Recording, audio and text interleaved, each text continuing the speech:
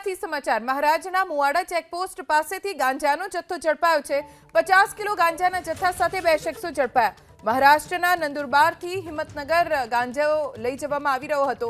રફાકત શેખ અને જીશાન શેખ નામના શખ્સની ધરપકડ કરવામાં આવી છે।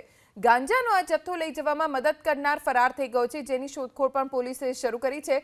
સેવાલિયા પોલીસે 7 લાખથી વધુનો મુદ્દામાલ જપ્ત કર્યો છે। હિંમતનગર આ ગાંજો કોને પહોંચાડવાનો હતો તે દિશામાં પણ પોલીસે તપાસ શરૂ કરી દીધી છે। 31 ને લઈ ગુજરાત પોલીસ એલર્ટ મોડ પર છે। ત્યારે ખાસ કરીને ખેડા જિલ્લાના સેવાલિયા ચેકપોસ્ટની વાત કરવામાં આવે તો મહારાજના મુવાડાથી અનેક વખત આવી રીતે ગેરકાયદેસર જે હેરાફેરી છે તેનો પર્દાફાશ થયો છે।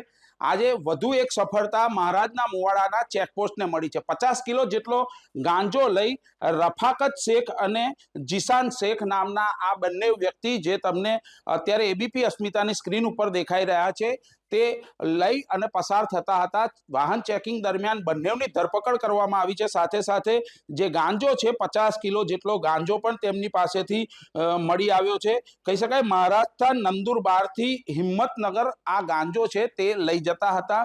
ત્યારે મહત્વની વાત એ છે કે આનો જે માસ્ટર માઇન્ડ છે તે માસ્ટર માઇન્ડ હાલ પોલીસ ગિરફ્તની બહાર છે, એટલે પોલીસે તે માસ્ટર માઇન્ડ છે તેને પકડવાના પણ ચક્રો ગતિમાન કર્યા છે।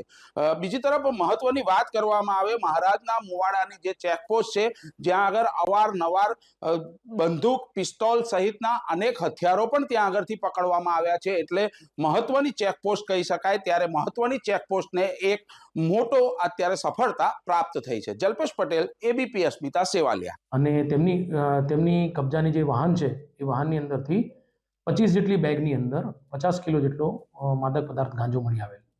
પોલીસે આ સંદર્ભે એનડીપીએસ એક્ટની કલમ 8C 20B અને 29 અન્વયે ગુનો રજીસ્ટર કરી અને આગળની કાર્યવાહી હાથ ધરેલ છે।